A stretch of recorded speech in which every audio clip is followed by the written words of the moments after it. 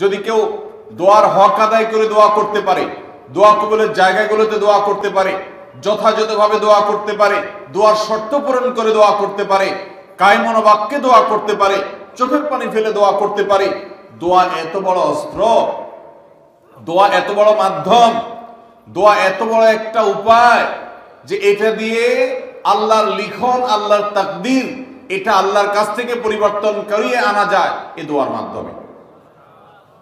অথচ এই দোয়াও আমরা বেশি মানুষ করতে পারি না। আমরা হুজুরদের দিকে চায় থাকি যে হুজুরদের সাথে আমরা শুধু আমিন আমিন বলবো, নিজেরা আল্লাহর কাছে দোয়া করবো এটা আমরা জানি না।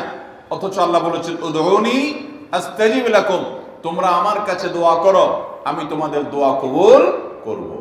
অতএব ভাইরা আমার, আমরা আল্লাহ রাব্বুল আলামিনের কাছে আমাদের ভাগ্যে যেন ভালো কিছু লেখা হয়, সেজন্য আল্লাহর কাছে বেশি বেশি করে দোয়া করব।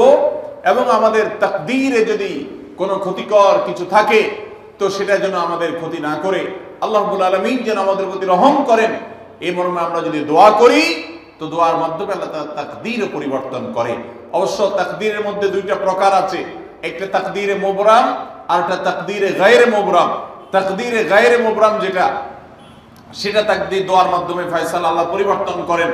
মুবরাম যেটা পরিবর্তন করেন না, অর্থাৎ যেটা চূড়ান্ত করেছেন আল্লাহ তাআলা আগে থেকে, সেটা পরিবর্তন করেন না। তবে বান্দার হায়াতের ক্ষেত্রে কোন কোন হাদিস থেকে জানা যায় আল্লাহ রাব্বুল আলামিন কোন নেক আমলের ফলে দোয়ার মাধ্যমে আল্লাহ রাব্বুল আলামিন অনেক সময় সেটাতে পরিবর্তন করেন এবং সেটাতে বারাকা দান করেন।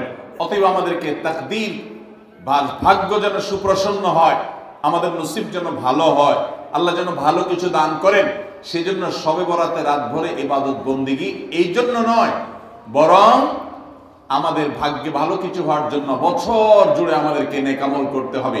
এক রাত ইবাদত বন্দেগি করলেন, সারা বছর কোন নফল নামাজ, ফরজ নামাজ, অন্যান্য ফরজ কাজ করলেন না, আর আপনি আশা করলেন যে আল্লাহ আপনার জন্য ভাগ্যে ভালো কিছু লিখে দিবে, এটা সঠিক নয়।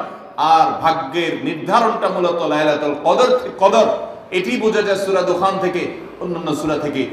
অতএব আমাদের সবাইকে আমাদের ভাগ্যে ভালো কিছু লেখার জন্য বেশি বেশি আমাদের 5 ওয়াক্ত ফরজ নামাজ সহ আল্লাহর সমস্ত ফরজ বিধানগুলো মেনে চলতে হবে, হারাম এবং গুনাহের কাজগুলো থেকে বেঁচে চলতে হবে, এবং সেই সাথে আমাদের সবাইকে বেশি বেশি করে বিশেষ করে নেককারদের কাতারে শামিল হতে হবে।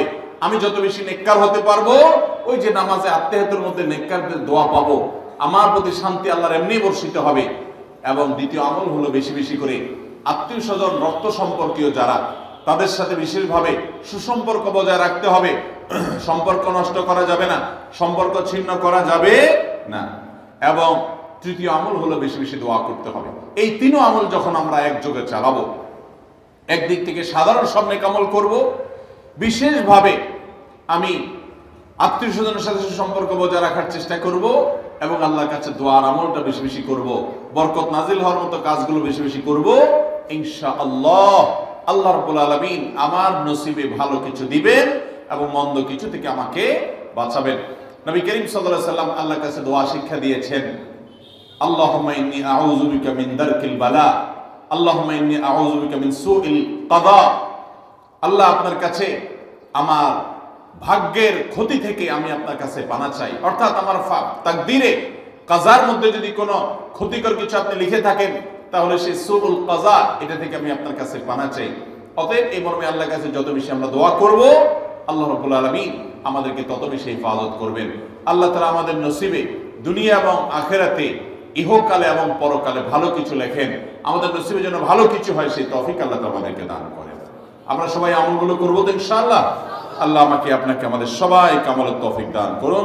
জাযাকুমুল্লাহু খায়রা ওয়া আখিরু দাওয়ানা আনিল হামদুলিল্লাহি।